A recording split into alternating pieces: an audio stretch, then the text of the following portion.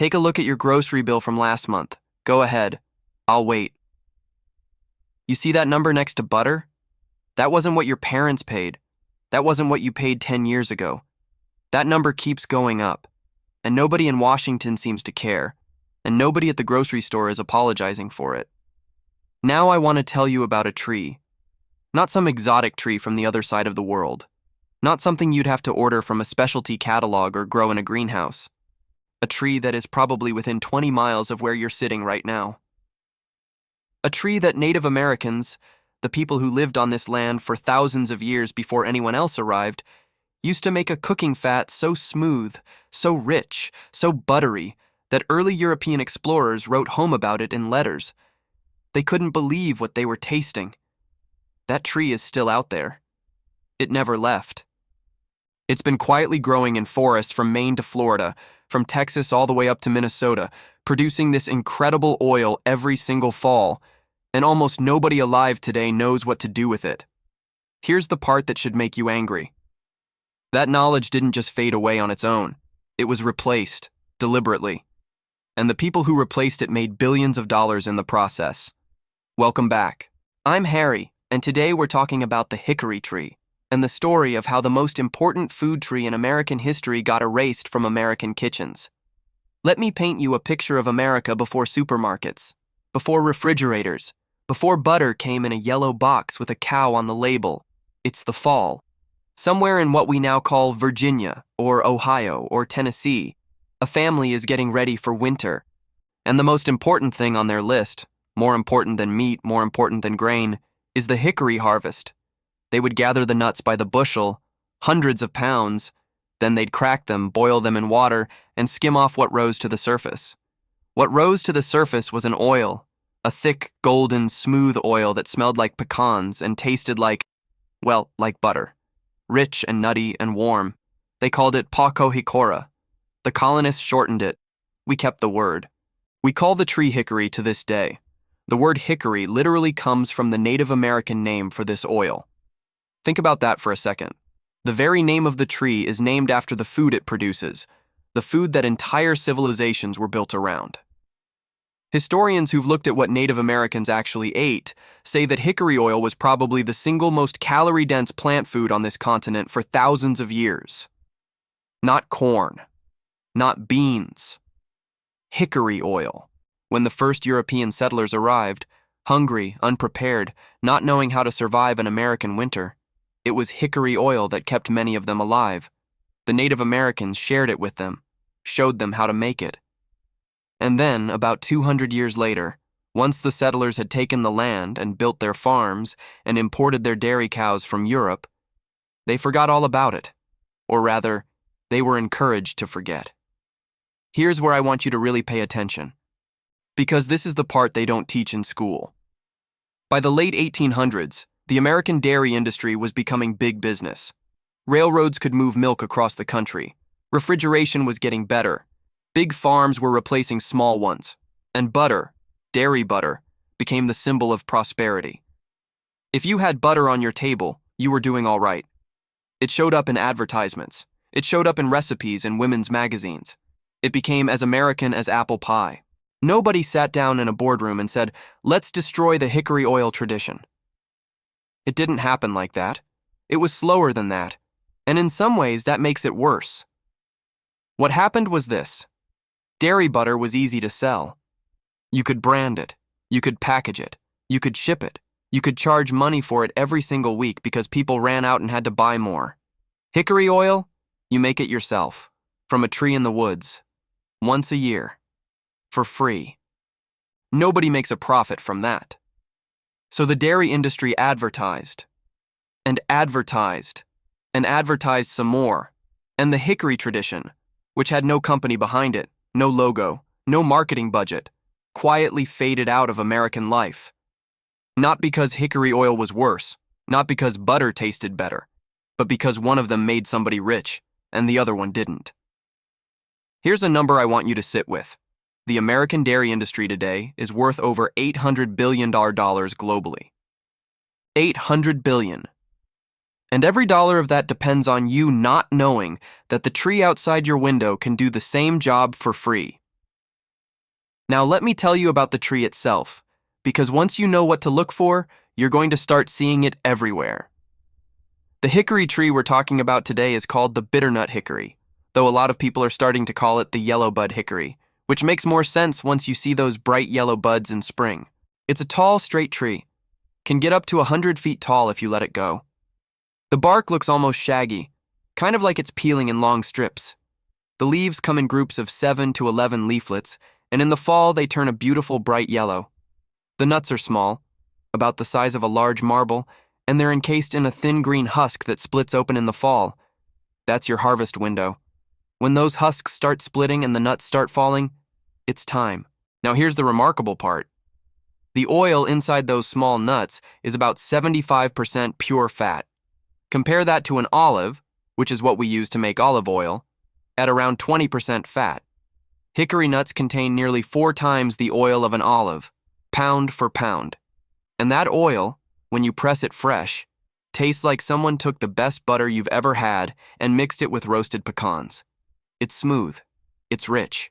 It has a warmth to it that olive oil doesn't have, that vegetable oil definitely doesn't have. One researcher who tasted it for the first time said, and I'm quoting here, "I had one woman who tried some oil and told me that is to die for." That's hickory oil, growing wild for free in forests across half the country. You can fry eggs in it, saute vegetables, use it anywhere you'd use butter or olive oil. The smoke point, meaning how hot you can get it before it burns, is higher than most cooking oils on the market. It handles high heat better than olive oil, better than most vegetable oils, and it comes from a tree that can live 200 years and asks nothing from you in return. I want to address something you might be thinking right now. Harry, this sounds great, but where am I going to find one of these trees? Friend, you're probably already living near one. The bitternut hickory grows across nearly the entire eastern half of the United States. We're talking Connecticut down to Florida, Texas up through the Great Plains, Ohio, Indiana, Illinois, Kentucky, Tennessee, the Carolinas, all hickory country.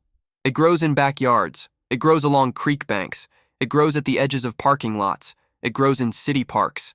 It has been growing in these places, quietly dropping its nuts every fall for longer than this country has existed. Most people walk past hickory trees every single day and don't recognize them. They see the nuts on the sidewalk and kick them out of the way. They rake them into trash bags every autumn. They are raking free cooking oil into the trash every single fall. Now the bitternut hickory is just one variety. There are about a dozen hickory species in North America: shagbark hickory, shellbark hickory, mockernut hickory, pignut hickory. They all produce usable oil, though the quality and flavor vary. The bitternut, the yellow bud, is considered the best for oil because the nuts are thinner shelled and easier to process. But here's the honest truth. Any hickory nut you find is worth picking up. Any hickory nut you find is potential cooking fat that would have cost you $4 or $5 a bottle at the grocery store. Now let's talk about how you actually make this at home, because it's simpler than you think. The method that Native Americans used for thousands of years, and that early American settlers used before they forgot, is called the boiling method. And you don't need any special equipment. If you have a pot, you can do this. Step 1. Gather your nuts. Wait until fall when the green husks start splitting open and the nuts are dropping. Pick them up off the ground. You want the inner nut, the hard brown shell inside the husk. Bring home as many as you can carry. Step 2. Crack them. You don't need to shell them perfectly. Just crack them open into rough pieces, shells and all. A hammer on a hard surface works fine. Old-timers used a flat rock. Step 3. Put the cracked nuts in a pot. Cover with water, a lot of water, at least twice the volume of nuts. Bring it to a boil, then let it simmer for a couple of hours. Step 4. Watch the surface. As the water heats up, the oil separates from the nut meat and floats to the top. You'll see it, a golden shimmering layer forming on the surface of the water. Step 5. Skim it off. A ladle, a spoon, whatever you have. Collect that golden oil into a separate container. Keep simmering and skimming until no more oil rises. Step 6. Let it settle and cool. As it cools, the oil separates cleanly from any remaining water. Pour off the oil. What you have left is hickory oil. Pure, natural, shelf-stable cooking fat. That's it. That's the whole process. Native Americans taught this to European settlers 400 years ago. It works exactly the same way today. One important note. The raw nut has a bitter taste, hence the name bitternut. But that bitterness is water-soluble, meaning it rinses away in the boiling process. The oil you collect has none of that bitterness. It's clean, smooth, and rich. A good haul of nuts, say 10 pounds, can produce around a pint of oil. Store it in a sealed jar in a cool, dark place. It keeps for months without refrigeration. Some sources say up to a year. And next fall, the tree drops more nuts. For free. Again. Now I want to talk to you about something bigger than just gathering wild nuts. I want to talk about planting one of these trees, because here's the thing about hickory. It's not a tree you plant for yourself. Not really. A hickory tree takes about 10 years to start producing a meaningful crop of nuts. A really productive tree, a tree you can harvest from every fall, takes 20 years to hit its stride. But a tree you plant at 60? That's a tree your kids harvest at 70. That's a tree your grandkids grow up knowing. That's a tree that will still be producing when people who aren't born yet are walking the earth. Hickory trees live 200 years. Some live longer. Think about that. The hickory tree you plant this fall could be feeding your great-great-grandchildren in the year 2200. That's not a garden. That's a legacy. Planting is simple. Collect fresh nuts in the fall. Don't let them dry out. Plant them right away or store them in a sealed bag in your refrigerator over winter and plant in early spring. Choose a sunny spot with decent drainage. Plant the nut about an inch deep. Walk away. Hickory has a long taproot. It's one of the first things it grows, so don't try to transplant it after the first season. Pick your spot carefully and plant it there permanently. The first few years you'll see a small, unimpressive sapling.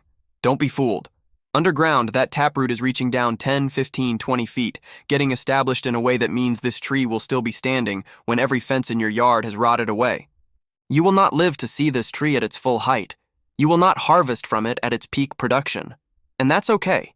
That's actually the point. For 10,000 years, the people who came before us planted trees they knew they'd never fully benefit from. That's how we ended up with the forests we have.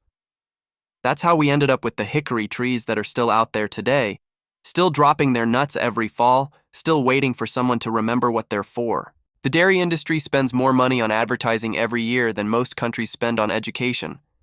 They have spent 100 years making sure that when you think of cooking fat, you think of their product. Not a tree. Not something you can grow yourself. Not something that's been feeding people on this continent for 10,000 years. They won that battle. For a long time, they won completely. But here's what they couldn't take away. The tree. It's still there. In the parks, in the forests, along the creek banks, in the backyards of people who don't even know what they have. Every fall it drops its nuts. Every year it offers what it's always offered. A rich, clean, natural cooking fat that no company owns, no corporation controls, and no supply chain can disrupt. Your grandparents' knew this tree. Somewhere in your family history, if you've got roots in the eastern United States, someone cracked hickory nuts by a fire and skimmed oil off boiling water and fed their family through a winter with it. That knowledge got taken from you. Not violently, not dramatically, just quietly. One butter commercial at a time, one grocery store trip at a time, over about 100 years. You can take it back, this fall, for the cost of a walk in the woods. Find the tree. Learn to recognize it. Pick up the nuts. Boil them down. Taste what your ancestors tasted. And if you've got a spot in your yard, plant one. Not for you, for whoever comes after you. That's what this channel is about. Not just gardening. Not just food. Remembering what we were taught to forget. Subscribe so you don't miss the next one, and leave a comment below. Do you have a hickory tree near you? Let me know where you are. I have a feeling there are more of these trees out there than any of us realize. I'll see you next time.